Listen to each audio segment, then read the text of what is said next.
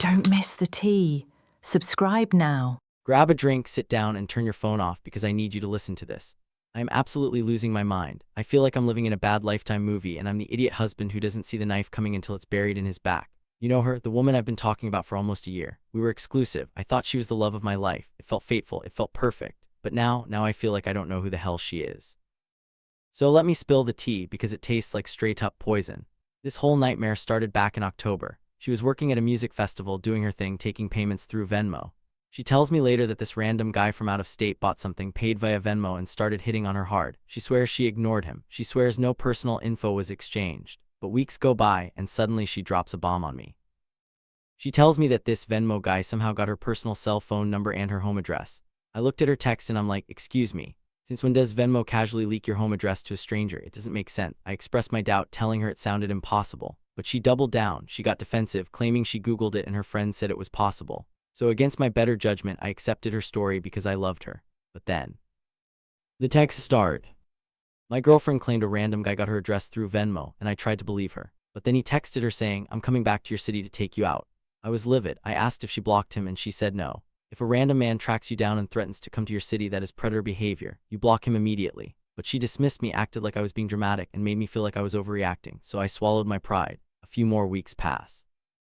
We are in December now. Then a delivery arrives at her house. Flowers, expensive flowers, and a card from him saying he's going to take her out. He is hunting her. I am freaking out for her safety, but she still has not blocked him.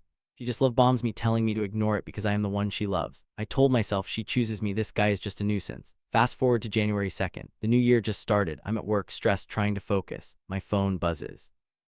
It's her. She texts me casually like she's telling me she bought milk, that this man is currently in her kitchen.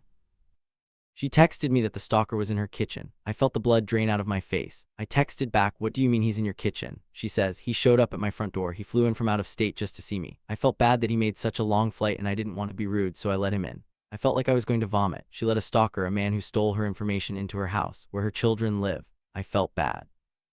It was her excuse. I was shaking with rage at my desk. I texted her, we need to talk after he is gone. I was disgusted. I've been trusting her version of events this whole time, and she opens the door for him. Later, I find out the detail. Oh, it gets better. She did not just let him stand in the kitchen. She went out with him. She took her kids and went out with this man to a public place. She made a point to tell me, I paid for myself, don't worry. As if the money is the issue. She tells me that at the end of this excursion, he went in for a hug and she, according to her, stopped him and only gave him a handshake. A handshake, as if that makes everything okay. I could not take it anymore. I knew I had to confront her and demand the truth, no matter how ugly it was. I finally spoke to her last night. I could not hold it in anymore. I told her, I need you to be honest for once. Tell me once and for all how this man actually got your address and phone number.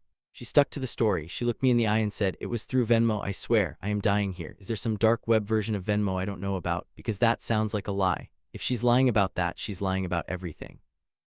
Men don't fly across the country to a woman's house unless they have been given a green light. It implies an emotional affair at the very least. And the worst part, she's acting like I'm the one ruining things by asking questions. Now that I'm pulling away, suddenly she's pushing to meet in person immediately. It feels like panic. It feels like she's trying to secure her backup plan because maybe things didn't go well with the stalker. I feel used. I feel stupid. I trusted her blindly. There are so many holes in her story you could drive a truck through them. Venmo gave him my address. I felt bad he flew so far. It's all garbage. If she can lie about something this dangerous, bringing a strange man around her kids, what else is she capable of? I think I'm done. Venmo, unbelievable.